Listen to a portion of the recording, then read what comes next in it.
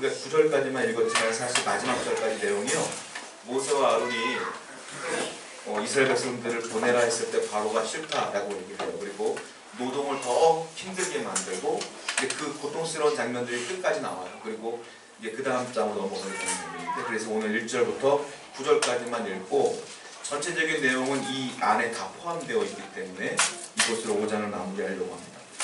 오늘 본문에 나오는 주요 등장인물이 3명이 나오는데요. 하나님의 말씀을 듣고 모세가 바로를 만나러 가요. 그래서 모세가 나오고, 모세가 혼자 맨날 그랬잖아요. 나 혼자 못 가겠다고. 그러니까 아론을 붙여준 거예요. 그래서 모세와 아론이 함께 갑니다. 그리고 마지막 누가 등장하냐면 이 이야기를 듣는 사람이 바로죠. 바로와 대화를 하게 되는데 바로가 이 얘기를 안 들어요. 그래서 오늘 우리 이 내용 가운데 바로와 모세와의 대화 가운데 굉장히 중요한 메시지가 있어요. 그 메시지가 무엇인가를 한번 살펴보려고 합니다. 여러분 기독교 그러면 많은 사람들이 학문적으로 보면, 우린 기독교는 교회를 생각하잖아요. 원래 학문적으로 보면 기독교 그러면 천주교도 포함이 돼요. 그래서 천주교 그리고 기독교, 우리가 개신교라고 하는데 이렇게 포함이 돼요. 그러면 기독교의 뿌리를 찾게 되면 6가지 뿌리가 있어요. 그러니까 다 올라가면 천주교도 그렇고 우리 개신교도 그렇고, 천주교는 2가지 뿌리가 있어요. 우리가 흔히 알고 있는 카톨릭, 로마 카톨릭, 거기가 이제 서방교회가 믿는 천주교고요. 동방정교회라고 있어요. 그건 뭐냐면 동유럽 사람들이 카톨릭 신자가 많은데 그 사람들은 조금 달라요. 그런데 똑같이 하나님 믿는 건 마찬가지예요. 그래서 천주교의 뿌리를 보면 동방정교회, 그리고 우리가 흔히 알고 있는 천주교회 2가지 뿌리가 있거든요. 개신교는 어떠냐? 뿌리가 4개가 있어요. 그러니까 총 다 합치면 6가지 뿌리 안에 천주교나 개신교가 다 포함되어 있어요. 기독교는 뿌리가 4가지가 있는데, 처음은 뭐냐면 루터가 이제 종교개혁을 하잖아요.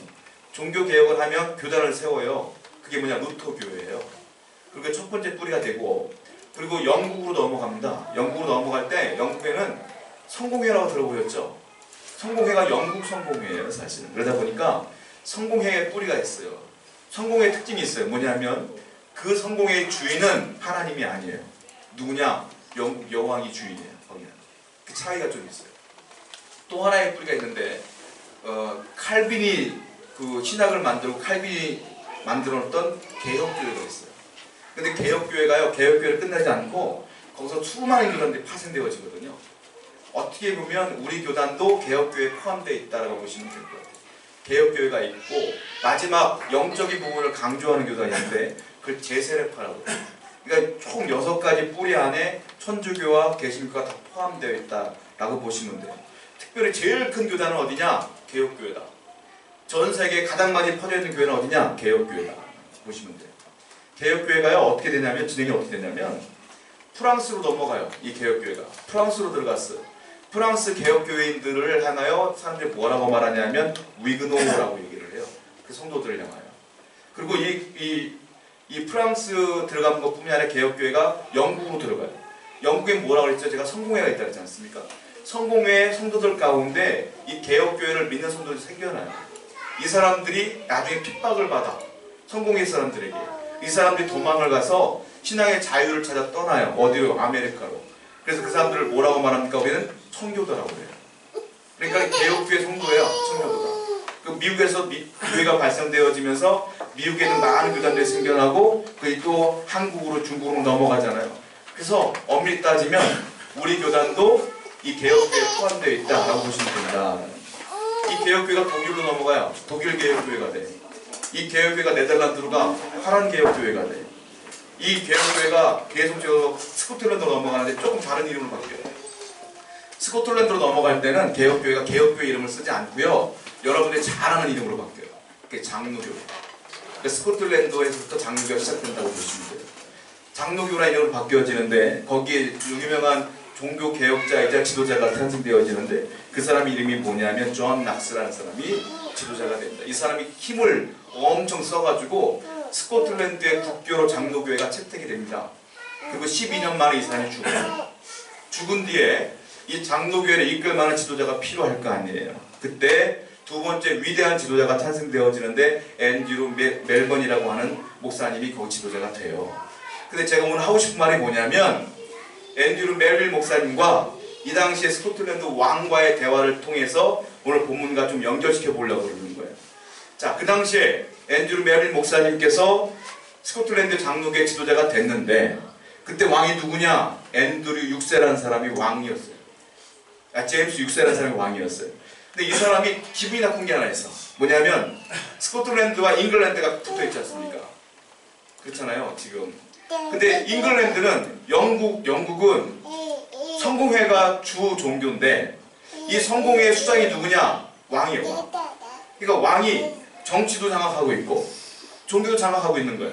그러니까 스코틀랜드 나는 정치는 내가 장악하고 있는데 종교는 장로교회가 있는데 이 장로교회는 수장이 따로 있어. 누굽니까? 아까 말씀드렸던 앤드류 메릴 목사님이 장로교회 수장인 거예요. 그러니까 이 사람이 불러요 왕을. 왕이 이 목사님 불러요. 불러서 뭐라고 말하냐면 설득을 해요. 야, 영국 같은 경우는 왕이 다 다스리는데 우리 똑같은 계통인데 너무한 거 아니냐? 너희가 갖고 있는 교회의 주권을 날 넘겨라. 이렇게 얘기를 해요. 근데 앤드류 메릴 목사님이 유명한 설교를 해요.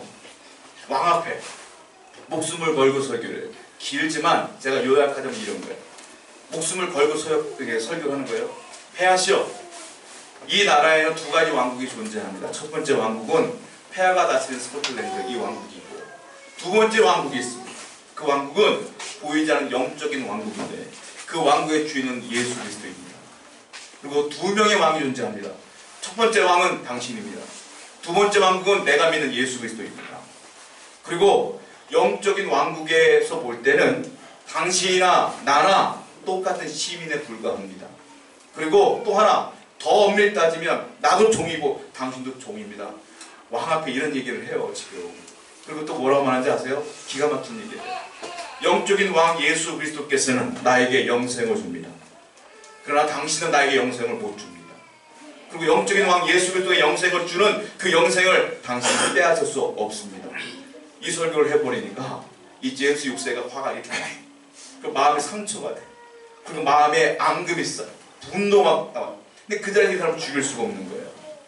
왜냐면 국교로 채택된 장로계 수장이기 때문에 일단 보내요. 보냈지만 이 왕은 마음속에 앙금이 남아있어요. 세월이 흐릅니다. 세월이 흐르는데 어떤 일이 벌어지냐면 잉글랜드와 스코틀랜드가 병합이 돼요. 합쳐져요. 그 스튜어트 왕조가 탄생되어져요. 그때 잉글랜드 왕과 스코틀랜드 왕이 서로 대화를 해요. 야, 누가 왕 될까? 그때 스코틀랜드 왕, 이 제임스 6세가 통합 왕이 됩니다. 그 이름을 바꿔요. 이번에 스튜어트 왕조 1세기이기 때문에 첫 번째이기 때문에 제임스 6세였으나 이름을 바꿔서 제임스 1세로 바꿔요. 자기 이름을. 그 사람은 이 사람이 바꾼 다음에 또 얘기를 해요.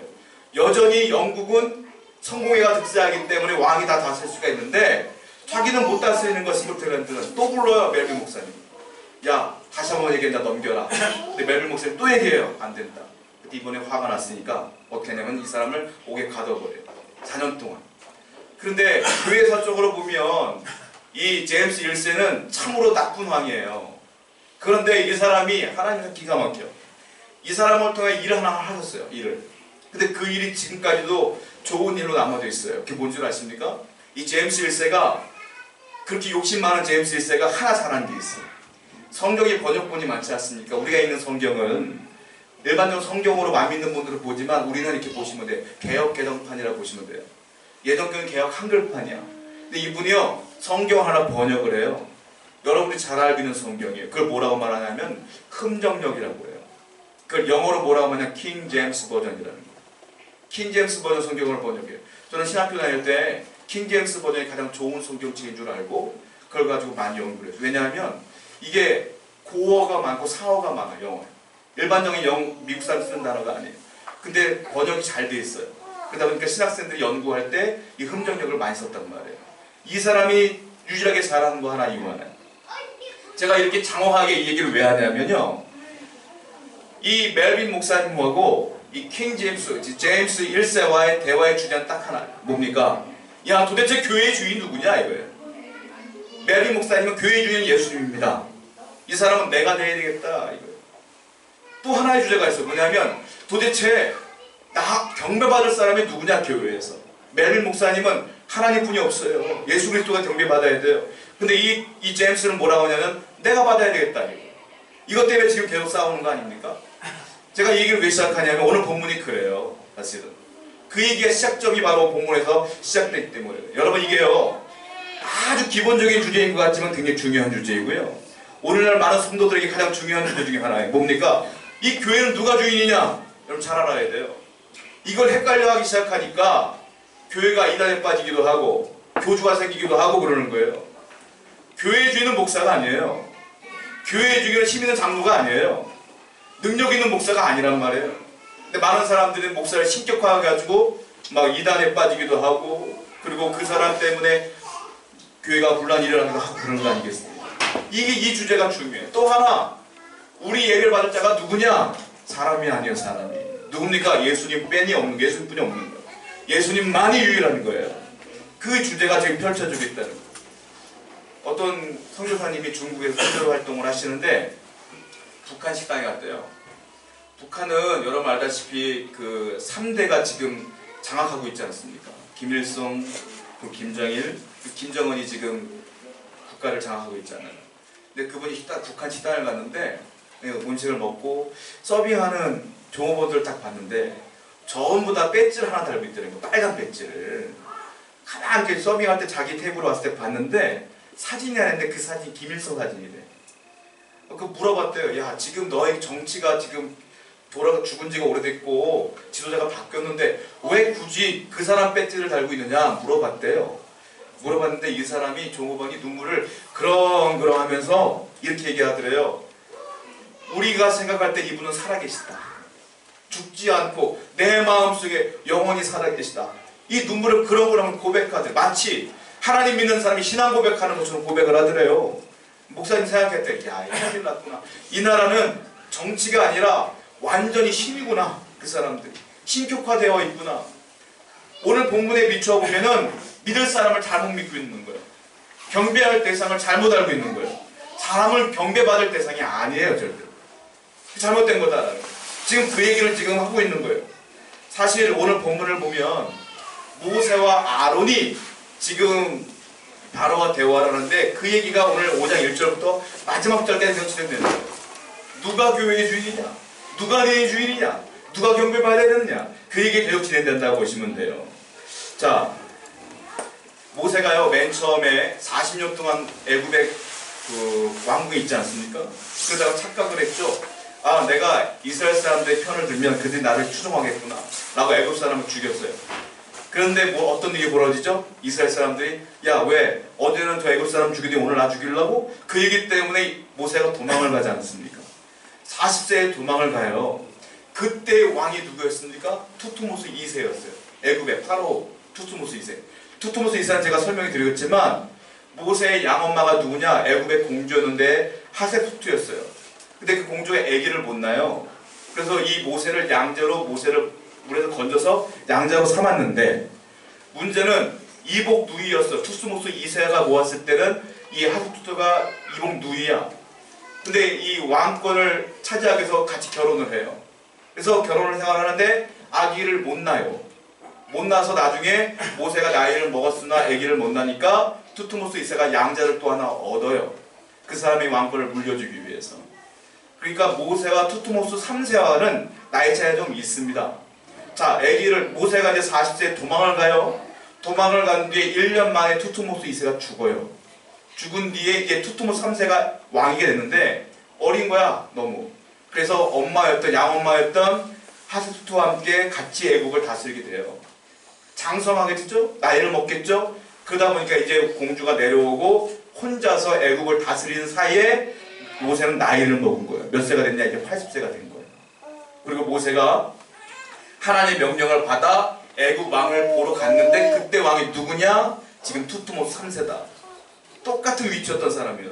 그 사람이 왕이었다라고 보시면 돼요. 자, 그리고 뭐라고 말하냐? 이제부터 중요한 대화가 시작돼요. 5장 1절을 보면 이렇게 시작돼요. 성경을 한번 보겠습니다. 본문 출애굽기 5장 1절입니다. 시작. 그 위에 모세와 이렇게 말씀하시기를 내 백성을 보내라. 그러면 그들이 광야에서 지킬 것이니라. 마치 아까 메릴 목사님께서 제임스 6세 앞에서 당신은 천국에서는 시민에 불과합니다 말했던 것처럼 목숨 걸고 얘기했던 것처럼 모세는 목숨 걸고 얘기하기 시작해요. 바로 앞에 목숨 걸고 얘기해요. 그 1절의 내용이에요. 이게 우리가 보면 그냥 넘어가면 아무것도 아닌 내용 같고 별로 중요하지 않은 내용 같은데 사실 5장 전체의 내용이 1절에 다 들어있다 보시면 돼요. 굉장히 중요한 메시지다라고 보시면 돼요. 자, 모세가 뭐라고 말합니까? 세 가지 메시지를 해요. 여기서 중요한 메시지 첫 번째 뭡니까? 중간쯤 보면 이렇게 써 있어요. 자, 이스라엘의 하나님 여호와께서 이렇게 말씀하시기를 하고 이야기를 시작한다는 거예요. 자, 지금부터 모세가 이렇게 하는 거예요. 왕이시여, 잘 들으시오. 지금부터 내가 하는 말은 백성들의 의견을 취합하여 내가 하는 게 아닙니다. 이 말이에요. 다시 말씀드려요. 여론조사를 통하여 이 얘기를 했으면 좋겠다 라고 했기 때문에 내가 이 얘기를 하는 게 아니라는 거예요. 또 하나, 내가 하고 싶은 말이 있었는데 그 말을 지금 당신에게 하고 싶은 말을 합니다라는 말이 아니라는 거예요. 뭐라고 써있어요? 이스라엘의 하나님 여호와께서 이렇게 말씀하시기를 이렇게 써있어요. 무슨 말일까요? 지금부터 내가 하는 말은 내 말이 아니라 사람들의 말이 아니라 하나님의 말씀입니다. 이 뜻이에요. 사람과 사람이 말하는 건 수평적 대화잖아요. 지금 왕의 앞에 수평적 대화라는 게 아니라 수직적인 메시지를 주겠다는 거예요. 뭡니까? 당신은 왕이지만 당신보다 위대한 자가 있는데 그분은 하나님이라는 거예요. 하나님은 당신을 만든 창조주인데 그분이 내게 대언하라고 했으니 내가 말한다. 그러니까 내가 말하기 때문에 수평적인 대화가 아니라 나에게 말씀하시는 분이 하나님이기 때문에 수직적인 대화다. 들어라 이 말이야. 여러분 신앙생활 할 때 가장 중요한 게 있어요. 그게 뭡니까? 이 부분이에요. 여러분들 신앙생활 할 때 가장 중요한 게 뭐냐면 성경을 읽거나 설교를 들을 때 여러분들이 수평적으로 받아들이면 은혜를 못 받아요. 자, 성경은 66권 전체가 저자가 있어요. 제가 몇 번 설명해 드렸지만 우리가 하나님의 책인 것을 알고 있지만 쓴 사람들이 있어요. 바울이 썼고 모세가 썼고 다윗이 썼고 솔로몬이 썼어요. 다. 근데 많은 사람들이 성경을 읽을 때 바울이 이렇게 말했구나, 솔로몬이 이렇게 말했구나, 다윗이 이렇게 얘기했구나 이렇게 얘기하면 은혜가 안 된다 이거예요. 어떻게 말하냐? 하나님이 다윗을 통하여 우리에게 이렇게 말씀하시는구나, 하나님이 바울을 통하여 이렇게 말씀하시는구나 라고 수직적으로 받아들여야 은혜가 된다 이거예요. 여러분이 설교를 들을 때도 마찬가지예요.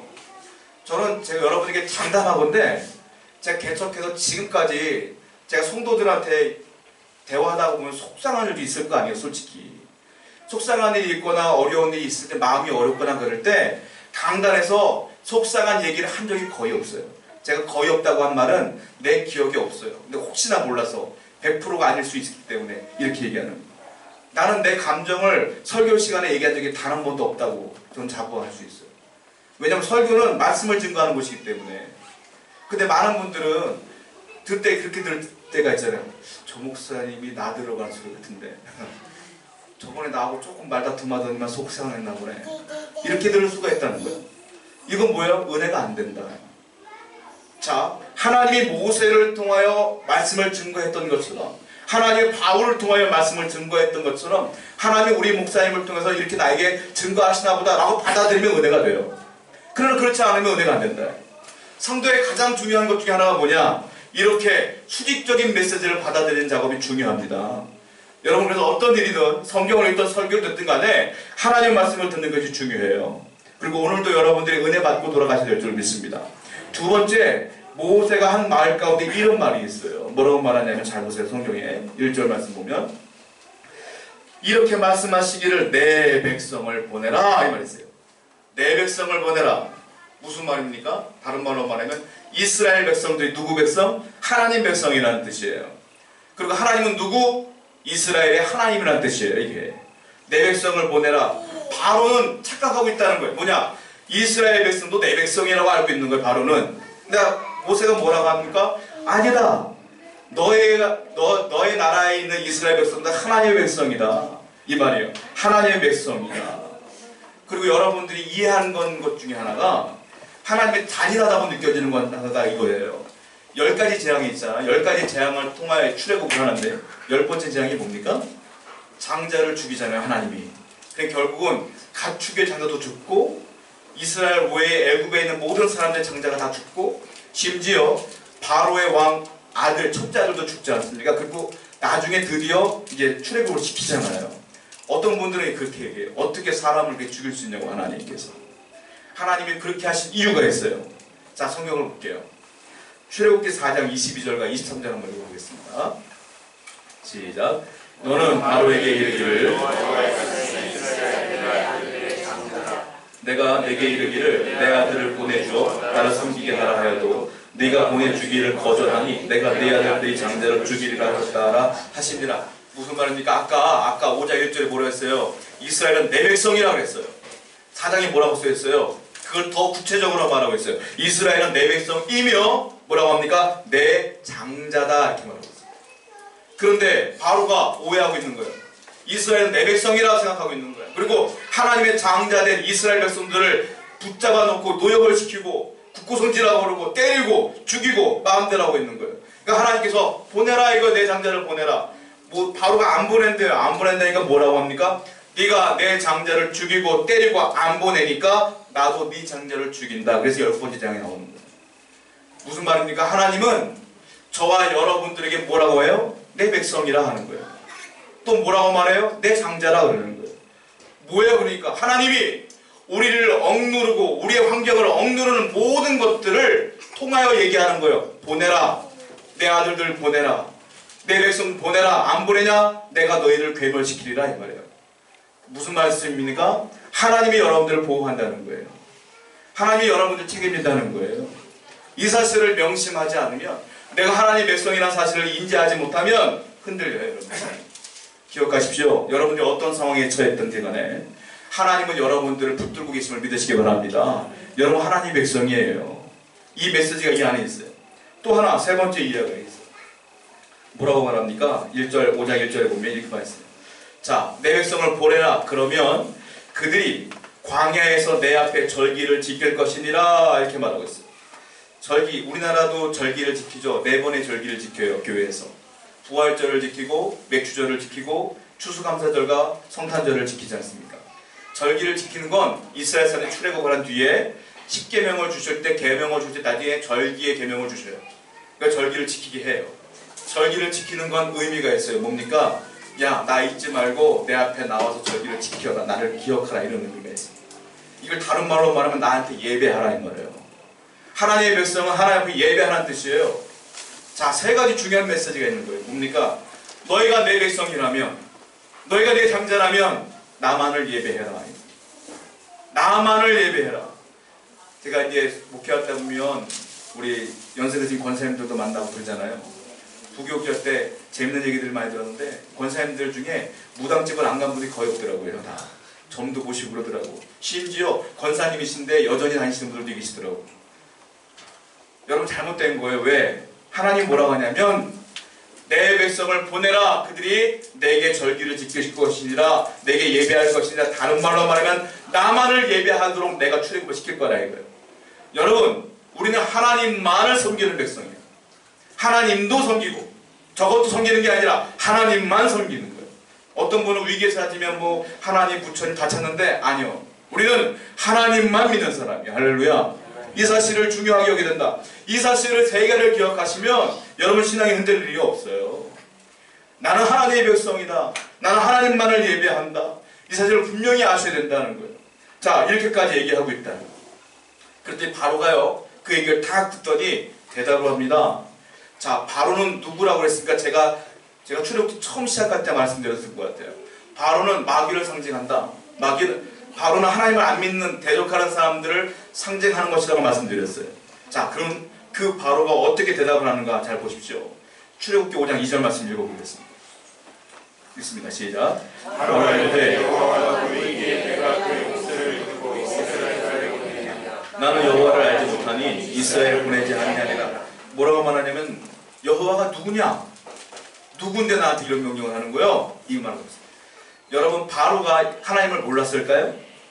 모를 리가 없어요. 왜냐하면 바로는 그 당시 최고의 학문을 다 아는 사람이에요. 그때 종교도 배웠어. 그때 내가 다스리는 민족들에 대한 역사를 배웠을 거 아니에요. 그 민족들의 역사 가운데 이스라엘이 있었을 거란 말이에요. 그 이스라엘에 섬기는 하나님이 누구냐? 여호와구나. 하나님이구나. 알고 있었어요. 근데 뭐라고 말합니까? 야, 여호와가 누구냐? 이 말은 진짜 몰라서 누구야? 라고 묻는 것이 아니라 경멸하고 멸시하는 거예요. 야, 네 하나님이 끝까지 게 뭔데 나한테 그러는 거야? 이 말이에요. 그게 뭔데 나한테 말하는 거냐? 여러분, 옛날에 우리 속담에 하루 강아지 더 무서운 줄 모른다 했잖아요. 제가 개 한 마리를 키워요. 이 녀석이 조그매요. 물론 그 애들 가운데는 큰 편에 속해요. 우리 집을 닮아서 그런지 몰라도 뚱뚱해요. 근데 전체적으로 볼 때 작은 애야, 얘가. 근데 동네에 다니다 보면은 개들이 산책을 나와요. 큰 개도 있을 거 아니에요. 큰 개를 만나면 이 녀석이 조그만데 짖어요. 짖고 덤빌려고 그래. 저는 볼 때마다 어이가 없어요. 저 큰 개가 바로 툭 치면 쓰러질 녀석이 막 덤벼. 여러분, 하루까지 더 무서운지 모르다가 이거 아닙니까? 뭐예요? 몰라서 그래. 상대가 얼마나 강한지 몰라서 그러는 거예요. 얼마나 무서운지 모르니까 덤비는 거잖아요. 지금 바로가 그래. 하나님이 누군지 몰라서 그까짓 게 뭔데 나한테 명령이야? 이러고 있어요. 지금. 하나님이 죽이면 어떻게 하려고? 하나님 안 믿는 사람이 특징이 있어요. 하나님을 모르진 않아. 바깥에 나가게 보세요. 기독교를 모르는 사람이 누가 있어요? 예수님 모르는 사람이 누가 있어요? 다 알아. 근데 뭐라고 말해야 경멸하죠. 그러니까 하나님 보이냐? 그 예수님이 뭔데? 몰라서 그래요, 여러분. 아는 사람은 모세와 같아야 돼요. 그분의 말씀에 순종하는 거예요. 그분을 따르는 거예요. 여러분, 믿는 분들 가운데도 하나님을 경멸하는 어리석음을 범하면 안 돼요. 하나님은 사랑이 많으시지만, 은혜가 많으시지만 심판하시는 분이에요. 기억하시기 바랍니다. 지금 이 바로는 전혀 몰라. 하나님을 경멸해. 이걸 뭐라고 말합니까? 교만하다. 하나님이 제일 싫어하는, 하나님을 모르는 사람, 하나님을 미워하는 사람, 배척하는 사람의 특징이 뭐냐? 교만하다. 나만, 내 지혜만 믿는 사람이에요. 두 번째, 이 사람의 특징이 있어요. 굉장히 이기적이야. 뭐라고 말하는지 아세요? 그 하나님 뭔데 보내래? 야, 못 보내겠다. 왜냐? 야, 니네 나라의 민족이 200만 명이 넘는데 그 200만 명이 넘는 노동력을 내가 왜 포기해야 돼? 나를 왜 국구성을 줘야 되고 성전을 줘야 되고 내가 원하는 걸 지어야 되는데 못 보내! 이 말이에요. 하나님을 대적하는 사람의 특징, 이기적이야. 나만은 생각해, 남 생각 안 해. 여러분, 가끔가다 후진국들 보면 독재자가 있어요. 독재자의 특징이 있어요. 뭔지 아세요? 나라가 치안이 어질러도, 나라가 경제가 멸망해도 이 독재자의 집은 항상 골프장이 몇 개가 있고 수영장이 몇 개가 있고 금은보화가 가득가득해. 여러분, 나라가 망하는데 부자로 산다? 독재자가 확률이 굉장히 높습니다. 바로가 그런 거예요. 이기적인 거야. 뭐라고 합니까? 나는 못 보내겠다는 거예요. 교만과 이기적인 마음이 가득해. 거기다가 교회를 핍박해. 어떻게 합니까? 야, 너희가 예배하러 간다는 건 핑계인 거 내가 알겠다. 그러니까 예배도 못 드리게 할 거야. 이 말이에요. 교회도 핍박해. 완전히 하나님을 대적하는 모습으로 반응한다. 그랬더니 나중에 하나님이 바로를 버리죠. 이걸 유기한다 그래요. 유기해버려요. 사람들은 오해해요. 야, 하나님이 사랑이 많다며 왜 버려 사람을? 여러분, 하나님 버릴 권리가 있을까요 없을까요? 있어요, 여러분. 하나님 사람 버리기도 해요. 대표적인 사람이 누굽니까? 가룟 유다 버렸어요. 예수님이 수많은 기회를 줬음에도 불구하고 그 사람이 안 돌아오니까 버려버렸어요. 나중에 또 누구 버렸어요? 아말렉 버려버렸어요. 민족 전체를. 바울이요, 로마서에 보면 토기장이 비유를 합니다. 우리가 로마서는 배웠지만 토기장이를 뭐라고 해? 창조주 하나님으로 표현해. 그리고 그가 만드는 그릇을 우리라고 표현해. 뭐라고 합니까? 토기장이가 귀한 그릇 만들 권리가 없겠느냐? 질그릇 만들 권리가 없겠느냐? 그리고 버릴 권리가 없겠느냐? 권리가 있다 이거예요.